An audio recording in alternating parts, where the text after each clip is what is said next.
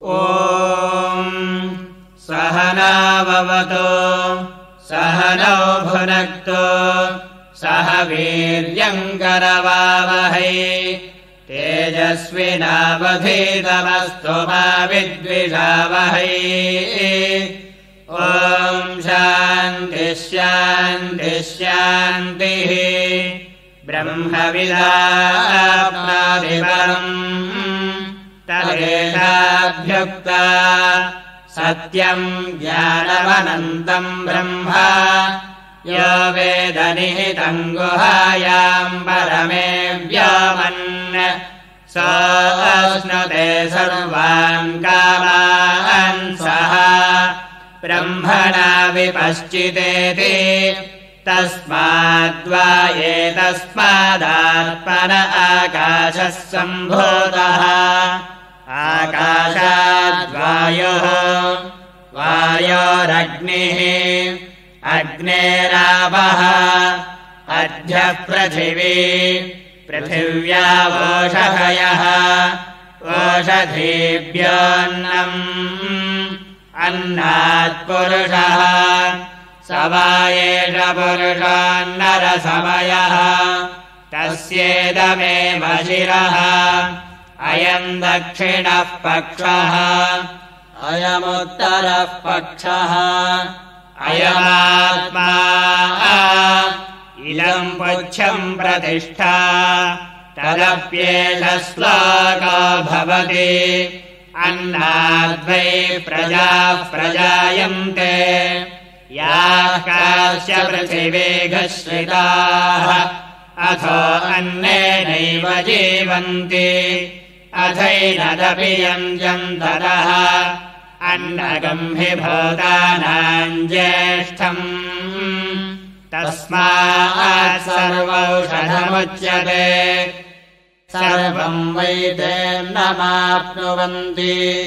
ये अन्नम् ब्रह्मोपासते अन्नगम् हि भूतानाम् ज्येष्ठम् तस्मात् सर्वौषधमुच्यते अन्नात् भूतानि जायन्ते जातान्यन्नेन वर्धन्ते अद्यतेत्ति च भूतानि तस्मादन्नम् तदच्यत इति तस्माद्वा एतस्मादन्नरसमयात् अन्यान्तर आत्मा प्राणमयः तेनैष पूर्णः स वा एष पुरुषविध एव तस्य पुरुषविधताम् अन्वयम् पुरुषविधः तस्य प्राण एव शिरः व्यानदक्षिणः पक्षः अपानवुत्तरः पक्षः आकाश आत्मा पृथिवी पुच्छम् प्रतिष्ठा तदप्येष श्लोको भवति प्राणम् देवा अनुप्राणन्ति मनुष्याः पशवश्च ये प्राणानि भूतानामायुः तस्मात् सर्वायुषमुच्यते सर्वमेव आयुर्यन्ति ये प्राणम् ब्रह्मोपासते प्राणानि भूतानामायुः तस्मात् सर्वायुषमुच्यत इति तस्यैष एव शारीर आत्मा यः पूर्वस्य तस्माद्वा एतस्मात् प्राणमयात् अन्यान्तर आत्मा मनोमयः तेनैष पूर्णः स वा एष पुरुषविध एव तस्य पुरुषविधताम् अन्वयम् पुरुषविधः तस्य यजुरेव शिरः ऋग्दक्षिणः पक्षः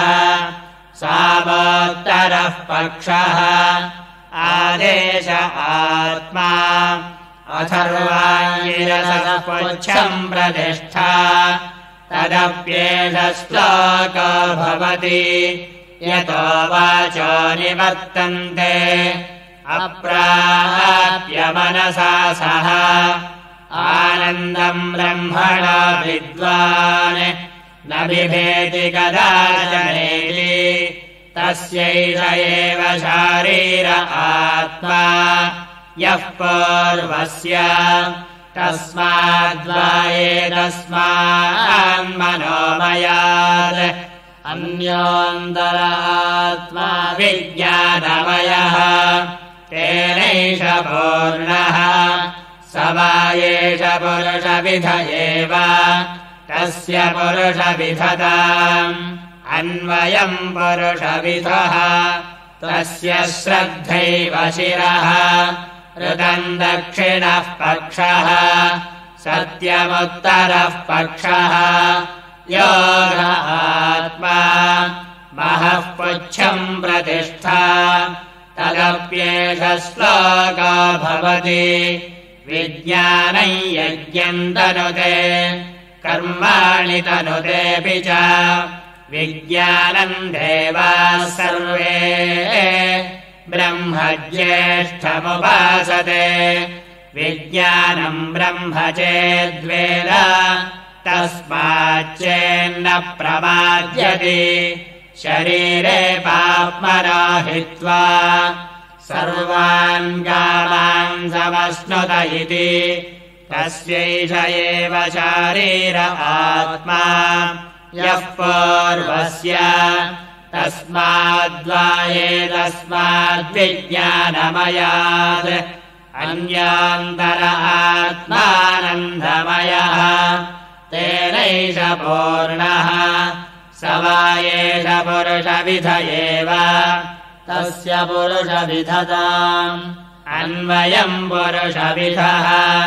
तस्य प्रियमेव शिरः मोदो दक्षिणः पक्षः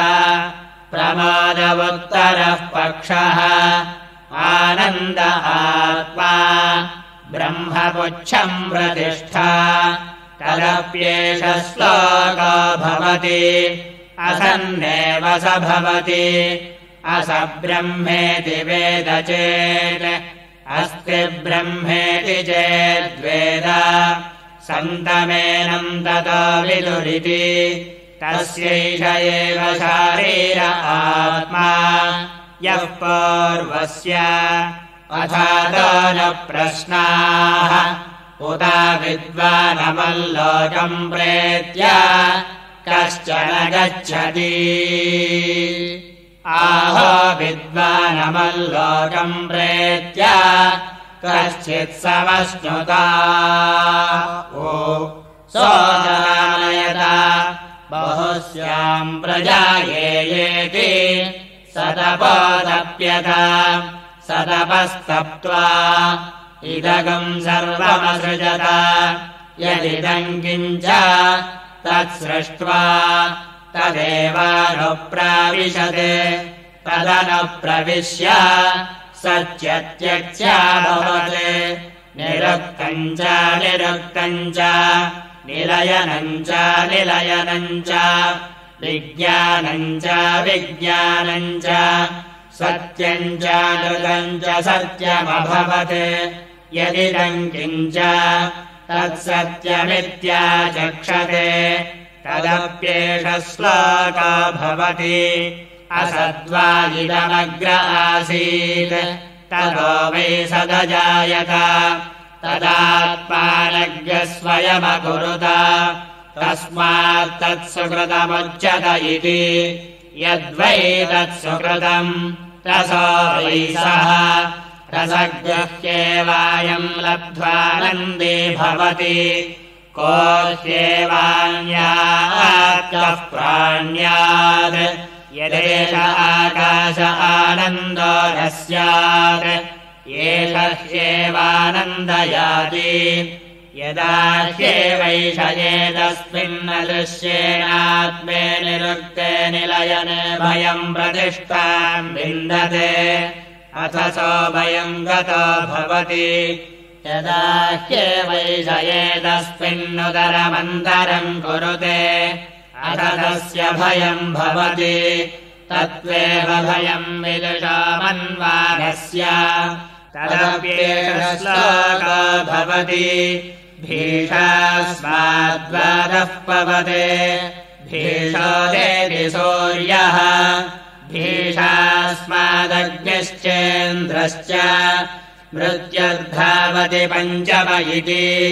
शैषानन्दस्य मीमागुंसा भवति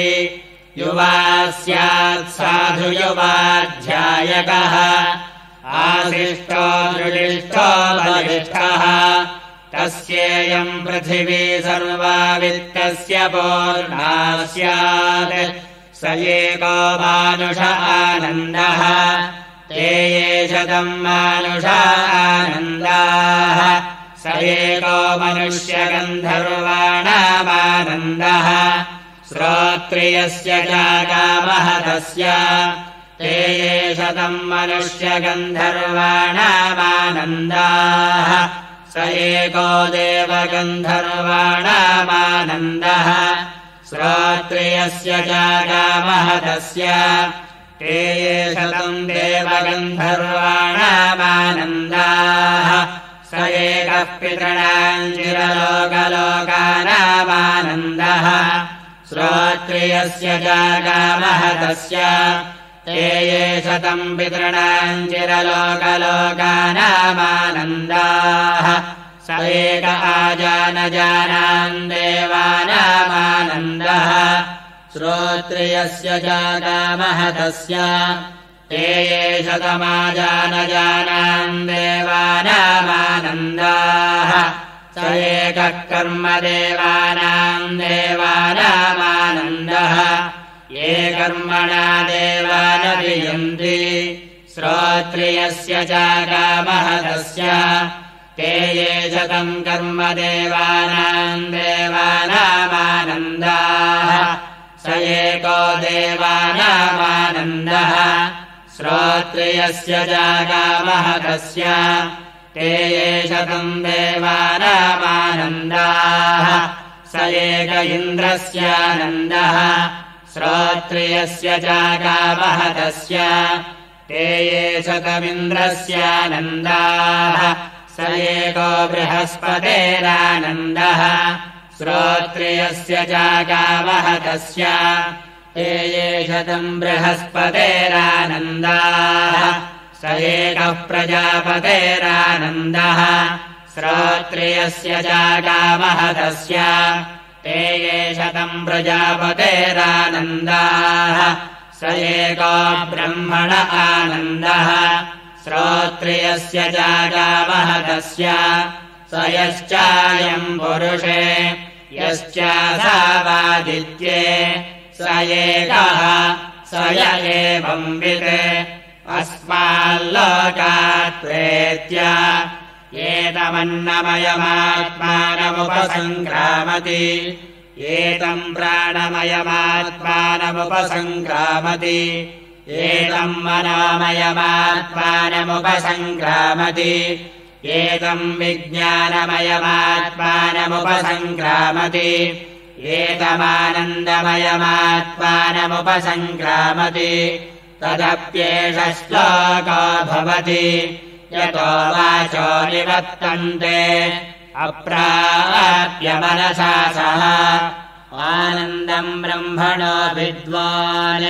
न बिभेति कुतश्च नेति एतगम् भवावनतपति किमहगुम् साधुना करवम् किमहम् पापमकरवमिति स य एवम् विद्वानेते आत्मानज्ञस्पृणते उभे ह्येवैष एते आत्मानज्ञस्पृणते य एवम् वेद इत्युपनिषत् सह नाववतु सह नौ भुनक्तु सह वीर्यम् करवावहै तेजस्विनावधीतमस्तु मा विद्विषावहै ॐ